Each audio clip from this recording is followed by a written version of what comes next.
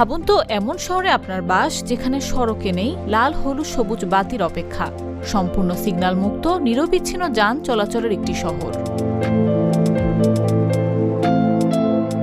রাজধানী ঢাকা শহরে বাস করে এই ভাবনা স্বপ্ন মনে হলেও সেই স্বপ্ন বাস্তবায়নের পথে সরকার।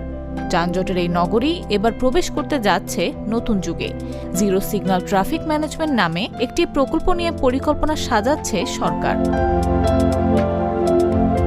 পরিকল্পনা অনুযায়ী ঢাকার উত্তর দক্ষিণ ও পূর্ব পশ্চিম বরাবর মোট ১০৫ কিলোমিটার সড়ককে সংযুক্ত করে একটি এক্সপ্রেসওয়ে নেটওয়ার্ক গড়ে তোলা হবে।